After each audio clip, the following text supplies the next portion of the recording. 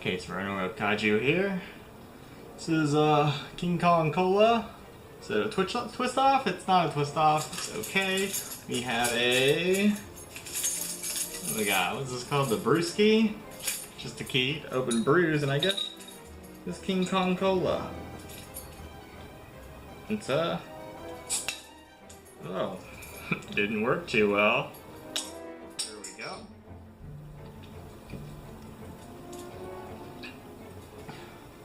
Yep. No, it's just normal dark carbonated beverage taste. Kind of more of like a RC brand than a Coke or a Pepsi. And this is Ready Player One. Set in the future, Ready Player One shows us a world where everyone is invested and engulfed in this video game called the Oasis. It's a virtual reality where you can select which world to be in, and basically has a whatever flavor you would like. After its creator's death, it's revealed that he put an Easter egg in the game, and the first person to find this Easter egg gets control of the game, which then brings us to both our heroes and our antagonists racing to find it. A lot of people have been bashing the story, but it's not terrible. Definitely nothing special, but yeah, passable. The same can be said about the characters. Nothing special, but alright. The exceptions being the bad guy and the genius. What were their names? Sorrento, and Halliday is the genius character everyone idolizes. The CG is good. I like that even when the CG is great in the Oasis, it still normally looks like a video game, except the cars, which look photorealistic at some points. It's as if they tweaked the models or the lighting just enough so that it wouldn't seem like actual reality. The music is pretty good. Nothing that really sticks in my mind except one part, but I'll get to that later. The sound effects are all very well done. The acting is good. It seems like all the actors did exactly what was asked, and nothing seemed like anyone was simply reading lines. I like the beginning. Before anything else, the movie shows us the stacks, where people live in trailers that are built on top of each other. Well, there's like steel in between them. Regardless, outside of that, we're shown the Oasis and all the tech that accompanies it. This way it seems like sort of a post-apocalyptic future that still retains some future tech. When we are shown outside the Oasis, everything is still pretty normal. Cars still use tires, there's no teleporting, no laser guns, nothing too crazy outside of the game, and honestly, outside of the program, the tech isn't that crazy. There's VR with those type of motion sensors and tracking treadmills. Well, the sensory suits are pretty cool and new, but nothing too crazy.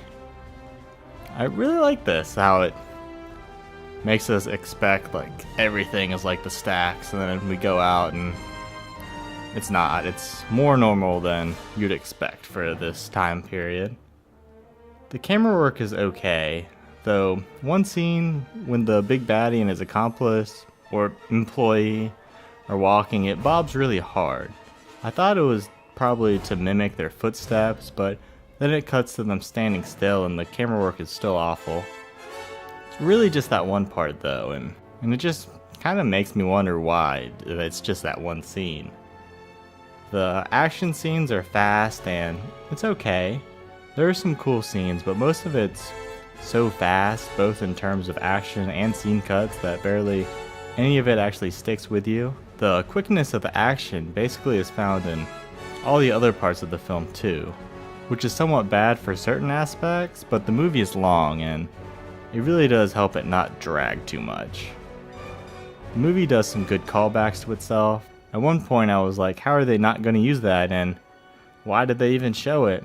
But they did, so that was cool. And honestly, I like these little tie-ins in movies anyways. This is where I'm going to get into spoiler territory, beginning with some noteworthy cameos not seen in the trailers, so you're warned. Mechagodzilla is featured in the final battle. It's its own design, but resembles the Millennium Kiryu design the most by far. although he is piloted by Sorrento, not on its own or remotely. And when it shows up, there's a nice Godzilla tune that accompanies it, and it's wonderful. The other one is the Gundam. It's the original Gundam. Was it the RX 97 or 197? I don't know. I will look it up and put it in like some footnotes in the video. Regardless, the two fight, and it's definitely the best part of the film, for me at least. Like the rest of the film, it's still quickly finished and full of quick cuts, but it's still good. Apparently there are cameos of Godzilla, Megalon, and Gigan, but I didn't see it. I don't know, apparently I have heard that that's the case. So either that's not the case, or they must have been brief, and honestly, I didn't know where to look, and even if I did, I probably wouldn't have been trying to find that instead of focusing on the actual movie. There was a Godzilla figure on display, but hopefully this wasn't what people were talking about. It seems like a lot of reaching if that's the case. At one point, they redo a bunch of scenes from The Shining, and they're great.